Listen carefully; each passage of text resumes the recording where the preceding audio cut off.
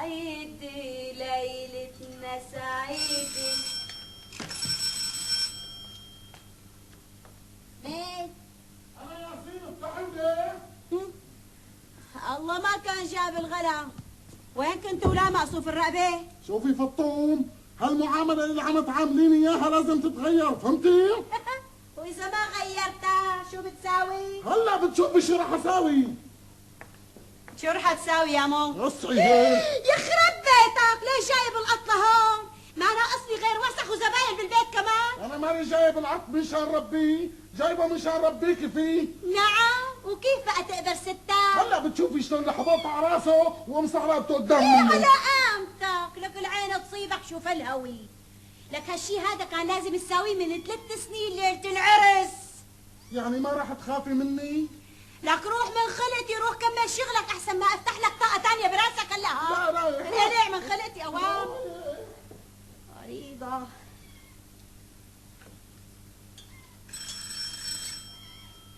غريبة، مين اجانا كمان بهالوقت؟ مين؟ مين اهلين ومين سهلين خالي ابو رياض؟ بهالعين. اما شو جايب لك معي مفاجأة؟ شو هي المفاجأة؟ ضيف عزيز وغالي عليك وعلينا، وصار لك زمان ما شفتيه. تفضل حسني افندي. مساء الخير ست فطوم. يا ميت اهلين وسهلين، يسعد لي الله المساء. ميت اهلا وسهلا حسني افندي. اهلين رجاء تفضل حسني افندي. الله يزيد فضلك. تفضل شريف. رجاء تفضل. يا ميت اهلين وسهلين حسني افندي. بأهلك. شو هالفرصة السعيدة، شو هالمفاجأة السعيدة حسني افندي. الله يسلمك يا اهلين وسهلين. بأهمتك. الحقيقة فطوم دائما بتعتبرك واحد من العيلة. يضرب حظي. الحقيقة أنا عندي نفس الشعور.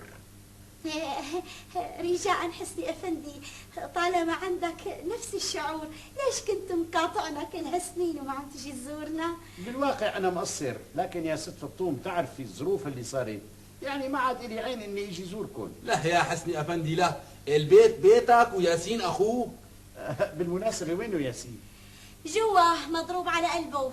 ياسين، ولك ياسين. نعم. شو عم تعمل جوا؟ عم ارضع الولد. تعال جيبه لهون، اجانا ضيوف. يا ست فطوم. نعم. أنا اللي عم ألاحظه وسمعت كمان إنك أنت عم تسيئي معاملة ياسين. حسني افندي، رجاء مو بايدي، ما عم بقدر بتحمله. العين تطرق هديك الساعة اللي وافقت اني اتجوزه. يا حبيبتي هلا الندم ما بينفع، المفروض إنك تحلي مشاكلك معه بالحسنى والتفاهم. اهلين وسهلين حسني افندي. بأمتك ياسين. اهلين خالي ابو رياض. ما شاء الله ورجيني لشوف. هات لشوفها. ما شاء الله ما شاء الله ما شاء الله ما شاء الله. لك شو هاد لك ياسين؟ ما شاء الله حوله، هالولد طالع حلو كثير ما بيشبهك. لانه مو ابني.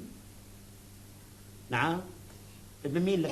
ابن اختي، اخذناه عم نربيه. ابن اختك. ايه نعم، يعني انت بهون عليك حسني افندي اني اقعد هيك طول عمري بدون ولد؟ شو عليك بنت اختي؟ شو الفرق بين ابنك وابن اختك؟ ليش انتوا صار لكم مجوزين 3 سنين، يعني ما صار اسمي ونصيب؟ شو بدي احكي؟ اسأله له. انا ما بجيب اولاد. اوف، عرض حالك على حكيم. عرضنا على 5 اطباء مو واحد. احنا هيك حسني افندي سلالة. ابي كمان مثل مني ما بيجيب اولاد. شو هالحكي؟ لكان ليش امي طلقت ابي وتجوزت واحد تاني لحتى جابتني؟ يو هي كانت يا ريتها صفيت على الاولاني وما شفنا هالنسل السعيد. طولي بالك يا ست فطوم، انا شايف في حلقه مفقوده بينك وبين ياسين، لازم نلاقيها. رجاء حسني افندي، الحلقه مو مفقوده، موجوده وباينه مثل عين الشمس.